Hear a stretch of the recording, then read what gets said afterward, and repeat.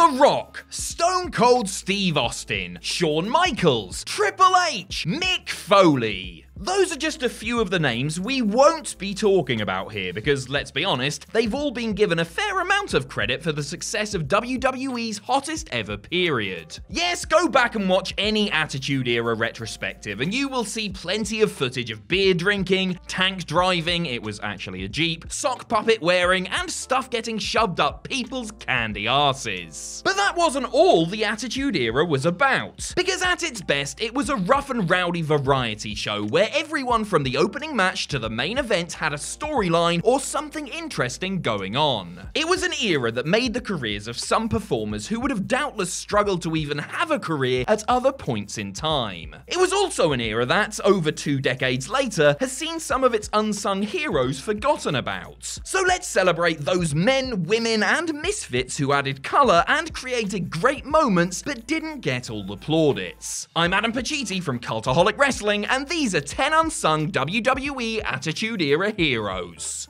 And if you ain't down with that, I got 2 words for ya. Join us. Number 10, Al Snow. The Attitude Era provided a lifeline for many performers whose WWE careers were thought to be over. After failing to make an impression as Avatar, Shinobi, or Leif Cassidy, I know I'm as shocked as you are, Al Snow was sent off to ECW, where he reinvented himself as a schizophrenic with a mannequin head as a best friend, having supposedly been driven insane due to his years spent as a lowly jobber for Titan Sports. His ECW work earned him a WWE recall, and he brought the character to Monday nights. From there, Snow was a fixture on television and usually provided much entertainment value, especially when competing in the hardcore division. One of the company's best ever hardcore champions, Snow had legendary mid-card battles and feuds with the likes of Hardcore Holly and Big Boss Man. Al was also on top form whenever he moved away from the division, whether it was stirring the pot between Mankind and The Rock, adopting a different continental guise for every match of his European title reign, or trying to draw some personality out of the super serious Steve Blackman. Snow was also a major factor in the success of MTV's Tough Enough reality show, where he served as the head trainer. No, not that sort of head. Number 9, Terry Reynolds. A big draw for the important to advertisers male 18 to 34 demographic was WWE's endless parade of flesh-bearing females. Sunny, Chyna, Sable, Lita, Trish Stratus and others all get their due, but there were other divas who contributed a lot to the product back then. Perhaps no more so than Terry Reynolds, who, despite not being a trained wrestler and initially reluctant to bare her body, did just about everything that was asked of her in the name of sports entertainment. She made an impression as the gold-wearing, cigar-smoking manager of her real-life husband before moving on to other, much more risque angles and storylines. She was a member of the Pretty Mean Sisters, where she faked a miscarriage, which was way too distasteful even in the context of the time, and controlled her love slave Meat by using her feminine wiles. From there, she engaged in a long feud with the Cats, and you knew that if you were watching one of their matches or segments, you were going to see more skin than a well-paid dermatologist. The so-called horny little she-devil also added to the presentation of the Radicals and helped Perry Saturn stand out from the pack before she broke him by callously murdering poor defenseless Moppy. Number 8, Kientai. The Attitude Era was a great time for lots of things, but not really for light heavyweight wrestling. The division had its moments, but WWE's high flyers were routinely blown out of the water by WCW's world-class cruiserweights. Without a strong division, WWE's performers of that ilk had to occupy themselves elsewhere, with some of the most successful being the men who comprised the group Kientai. Men's Teo, Sho Funaki, and Dick Togo arrived in WWE the day after WrestleMania 14 in order to go after their countryman Taka Michinoku. They felt that the light heavyweight champion had become Americanized and took offense, going on to have themselves a series of captivating matches with him and his unlikely partner Bradshaw. Taka eventually joined up with the group and targeted Val Venus, famously going choppy on his precious PP. Eventually, the group boiled down to just Taka and Funaki as a low-level tag team, but they still delivered the goods even though they weren't regularly spotlighted. Their evil and indeed phase was good fun, and Taka once took world champion Triple H to the limit. They also added much humour to backstage segments and could be counted on to have a good match and enhance other acts when called upon. Honestly, they were just great fun. Great, quite racist looking back on it, fun. Number 7, Val Venus.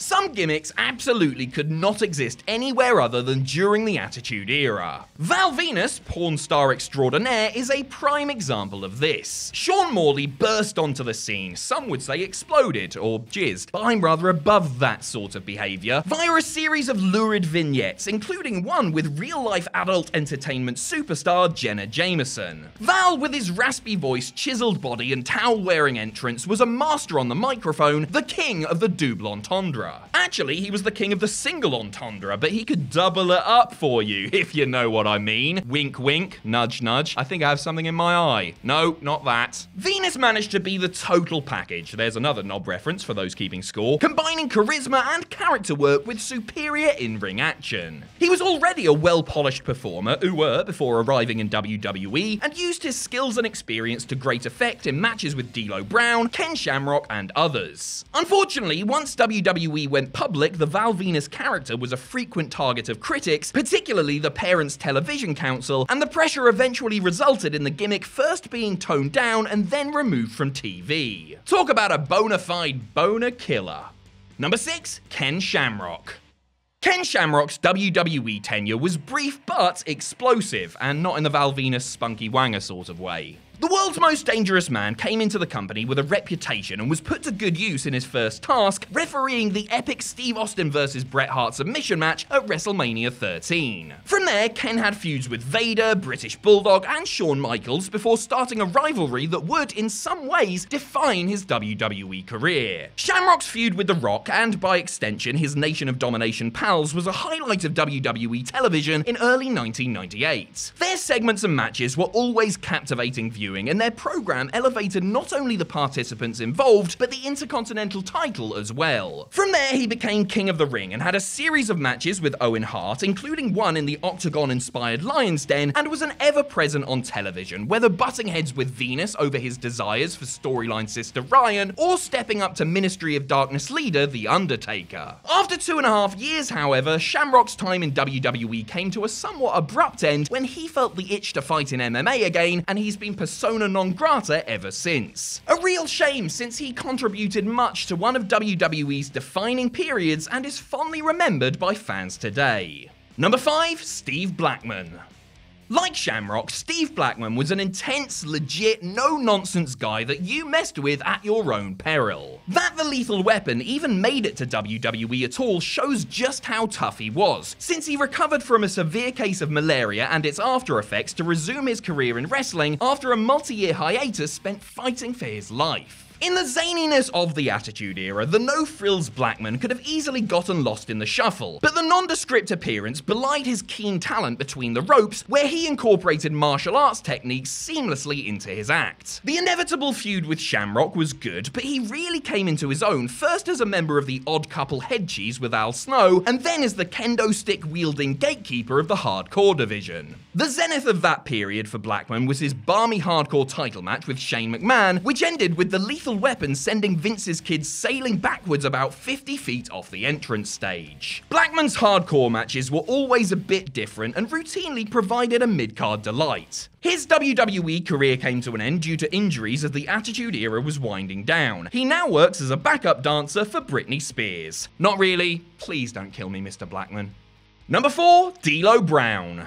Do you know what you're looking at right now? That's right, you're looking at the real deal Delo Brown. That's how his entrance music went, wasn't it? Yeah, pretty sure that was it. Anyway, Delo is probably the most unsung member of the Nation of Domination, since the rest went on to be world champions, Hall of Famers, and, oh yeah, the most successful and popular movie star on the planet. But Brown, on his day, was as good as anyone and really helped make the European title his own across his 4 reigns. He also captured the Intercontinental title on one occasion, but his biggest contribution was adding some much needed in-ring quality in an era that sometimes lacked it. Brown's matches with Val Venus, Jeff Jarrett, and X-Pac really stood out at the time, and many had pegged him as a future star, maybe even a world champion. It didn't quite happen, though he did help a young Mark Henry along when they tagged together, formed a fun but fleeting team with the Godfather, before trying his luck in doubles again with Lowdown until he was phased out. Fans of the era still affectionately look back at the head-wobbling, chest protector, and all the gnarly Stone Cold Stunners he took.